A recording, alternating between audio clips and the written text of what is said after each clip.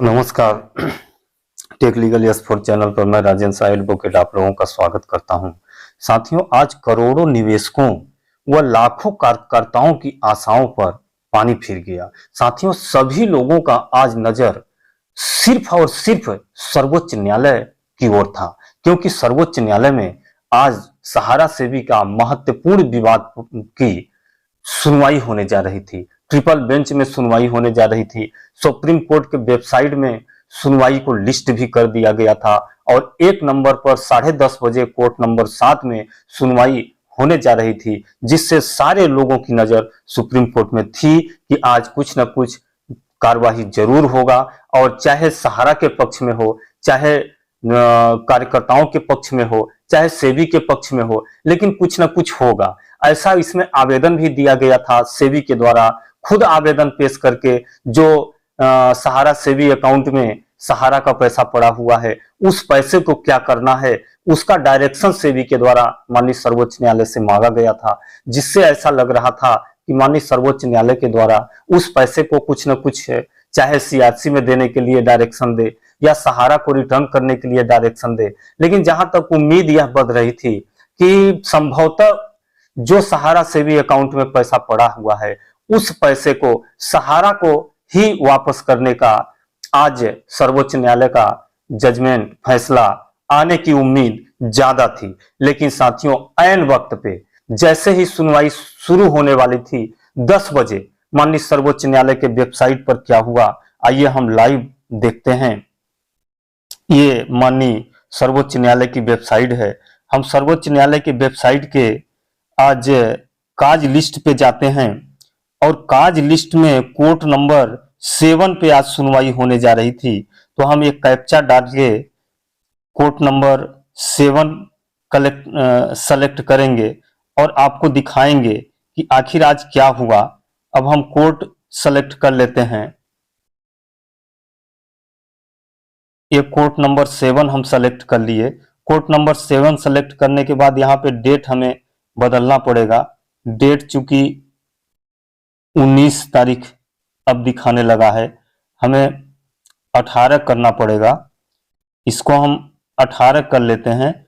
अब हम submit button पर क्लिक करते हैं। जैसे ही सबमिट बटन पर क्लिक करते हैं और हम नीचे आते हैं तो ये देखिए, ये नीचे आएंगे तो ये देखिए कोर्ट नंबर 7 में सिर्फ 2 जज ही अवेलेबल दिखा रहे थे, honourable mister justice M Sundaresh और honourable MS justice Bela M Trivedi.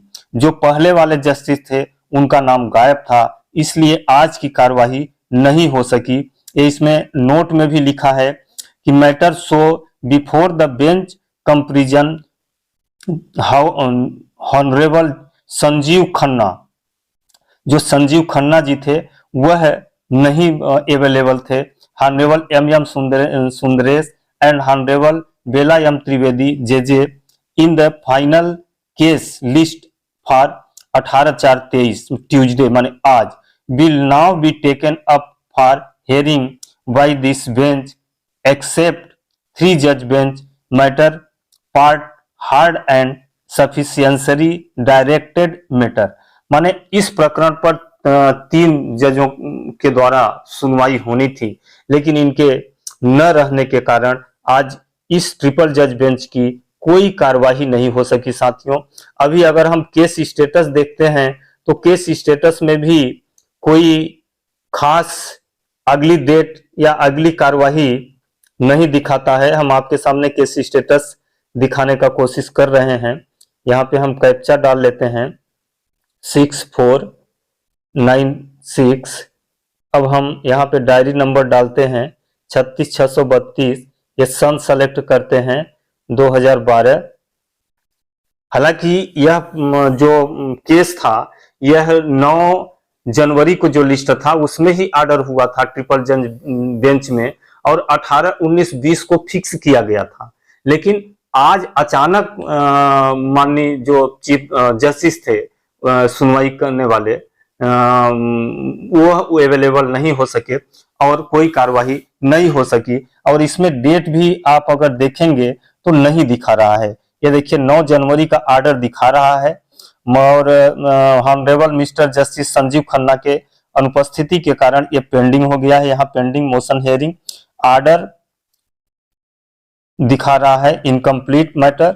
IAS CRLMPS list on date 18/4/23 notice on all IAS and also on unregistered offending subject expression order date 9/1/23। 9/1/23 में जो ऑर्डर हुआ था उसी ऑर्डर को इसमें रिफ्लेक्ट किया जा रहा है और अग्रिम डेट भी इसमें नहीं दिखाया जा रहा है और नहीं जजमेंट ही कोई लोड किया गया है।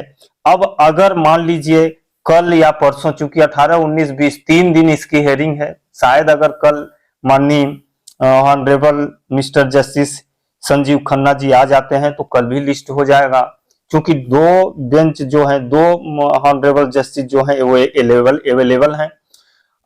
नहीं तो अगर 20 को भी आते हैं तो 20 को भी सुनवाई होगी।